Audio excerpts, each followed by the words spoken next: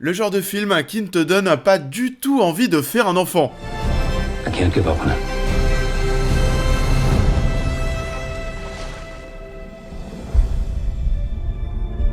Bonjour à tous, j'espère que vous allez bien. On se retrouve en ce dimanche matin pour parler d'un film qui sort, oui, la semaine prochaine et qui est l'une de mes plus grosses attentes de l'année. J'ai eu la chance de le voir en avant-première, on en parle aujourd'hui sans spoil. The Son est le nouveau long métrage de Florian Zeller, réalisateur de The Favor. À 17 ans, Nicolas semble en pleine dérive, que lui arrive-t-il? Dépassé par la situation, sa mère accepte qu'il aille vivre chez son père Peter. Lui qui est remarié depuis peu et père d'un nouveau-né, il va tenter de dépasser l'incompréhension, la colère et l'impuissance dans l'espoir de retrouver son fils. Donc, Florian Zeller revient en ce mois de mars pour continuer d'adapter ses pièces de théâtre. C'est son second long métrage. Pour l'anecdote, j'ai vu le film lors d'une belle avant-première. Il y avait la présence de Laura Dern, Hugh Jackman, Florian Zeller. Ils sont même restés pour regarder le film avec nous. Du coup, je peux dire que j'ai vu un film en étant assis à 7-8 mètres du Jackman. C'est plutôt pas mal. Comme on le disait, on avait eu The Favor dernièrement que j'avais totalement adoré. Pour moi, Anthony Hopkins méritait largement son Oscar. Il était en concurrence avec Chadwick, qui aurait pu avoir la statuette à titre posthume, mais non, ça n'a pas été le cas finalement. Anthony Hopkins était vraiment trop fort. Strange things going on around us. What is this nonsense? Where's Anne? What are you talking about? Where is she? I'm here. Et je dois même vous faire une petite confidence.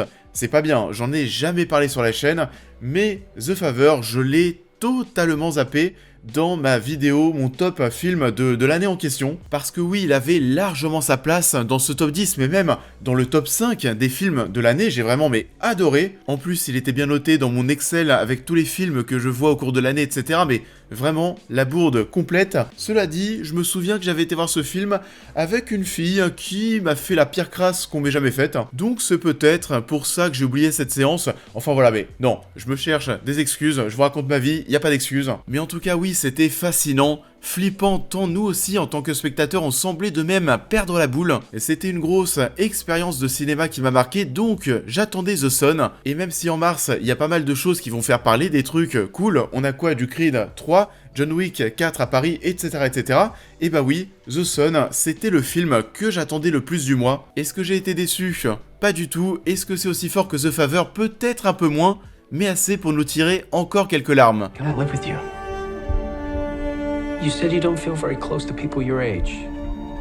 Donc alors The Son, déjà c'est pas un préquel à The Favor, même si Anthony Hopkins est là, vous n'avez absolument pas besoin de voir The Favor pour voir The Son. Au théâtre, d'ailleurs c'est un petit peu comme une fausse trilogie, on a le père, le fils et aussi la mère, donc on aura peut-être un film The Mover bientôt, on verra. Anthony Hopkins, on le voit dans une grosse scène ici, et c'est tout, une séquence très marquante tout de même, quelle scène. Au contraire de The Favor, vous le verrez, il a bien toute sa tête, il en est presque parano tant il se voit fort, intelligent, puissant, et on est là pour traiter le thème, pas très fun, des liens familiaux chahutés, le fait de suivre deux parents qui doivent affronter la très forte dépression de leur fils, et c'est horrible parce que parfois, tu sens que cette dépression chez un enfant peut être si profonde qu'il n'y a vraiment rien à faire. Et ça peut complètement ruiner ta vie, ruiner celle de l'adolescent aussi bien entendu. Et c'est ce qu'on va vivre ici dans ce récit qui je pense ne vous laissera pas indifférent. On s'identifie aux personnages de Laura Dern et du Jackman, les parents. Et si vous êtes mère ou père, vous allez forcément vous mettre à la place des personnages. Vous projetez dans cette situation et imaginez quelles seraient vos réactions. Pour les gens comme moi qui n'ont pas d'enfants et qui commencent un petit peu à approcher la trentaine, qui en plus de ça, les parents derrière qui commencent à te sortir, tu sais, les phrases classiques, les phrases que tout le monde connaît. Bon alors, les enfants, c'est pour quand? Etc. etc. Mais je vous jure qu'après avoir vu ça, ça fait quand même assez peur. Et ça peut arriver à tellement de personnes et ça touche tellement de familles. Surtout que moi je serais vraiment, je pense, le style de mec, de père à la Hugh Jackman dans le film. Et j'adore être au bureau, le soir quand je rentre du taf, j'allume ma caméra pour faire des vidéos, enfin voilà, je m'arrête jamais, mon train de vie, je le trouve très cool, j'adore. Pour moi je fais du mal à absolument personne, mais je pourrais en faire par mon manque de temps, malgré moi. En plus de ça, comme dans cette histoire, mais si j'avais un gosse qui n'aime pas bosser, qui n'a pas d'ambition, qui a la flemme de tout, qui se réveille à 14h, etc., mais je ne comprendrais pas du tout. Donc oui, je me suis pas mal identifié au rôle de père du Jackman, Et il y a des séquences qui m'ont mis une bonne gifle, et c'est ce que j'attendais du nouveau film de Florence Zeller. Il y a des scènes d'embrouille entre Hugh Jackman et son fils qui sont terrifiantes, avec un père qui semble à l'ouest face aux profonds problèmes du petit. On a des personnages qui voient leur vie et leur relation voler en éclats, une Laura Dern brillante, rongée par la douleur et l'abandon, et on suit tout ce malheur en étant totalement impuissant. On ne peut que contempler tout ce petit beau monde qui fonce dans un mur, et ça nous détruit de même. Big speeches about life, and then you abandon us. I have the right to reinvent my life! Après oui, ça m'étonnerait pas aussi que certaines personnes trouvent le film un petit peu trop tire-larme, mais ça marche. En tout cas, sur moi, ça a fonctionné. La fin de ma projection, j'étais presque recroquevillé sur mon siège.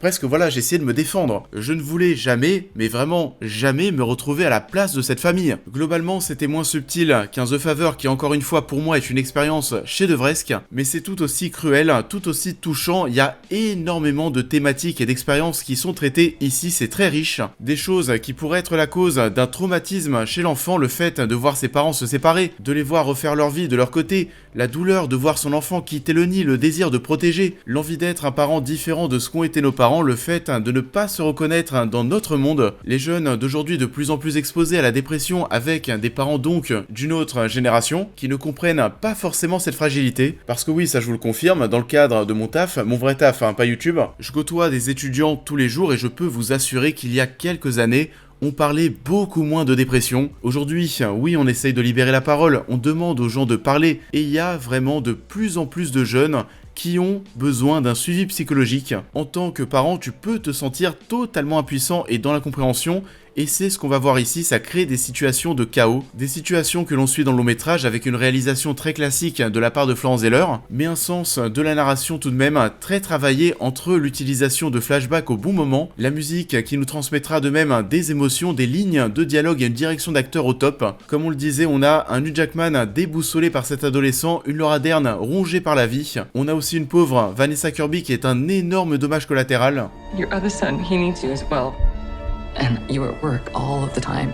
Et on a une envie de surprendre le spectateur aussi parce qu'on va clairement jouer sur vos émotions, surtout avec cette scène finale qui est un crève-cœur total, parce que tu sais ce qui se trame, tu sais ce que t'as sous les yeux en tant que spectateur. C'est peut-être un final un peu poussif, pas très fin, mais on est là pour te détruire intérieurement et ça fonctionne. J'étais à deux doigts d'éclater en sanglots à la fin. Tried to be there for you.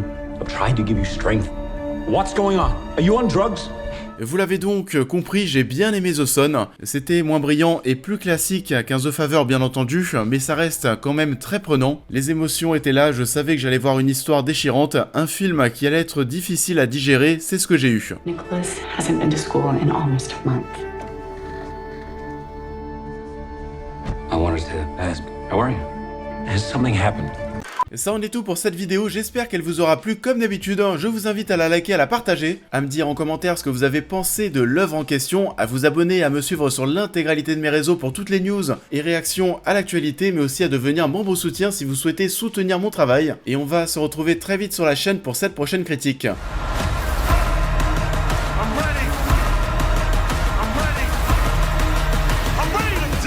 Don't let him destroy everything you've built. Et on va se retrouver la semaine prochaine pour parler de Creed 3 qui est très attendu, la première réalisation de Michael B. Jordan. J'ai déjà vu le long métrage, je suis assez pressé de vous en parler, la vidéo devrait donc arriver assez rapidement. Je vous souhaite à tous un très bon dimanche et je vous dis à très vite.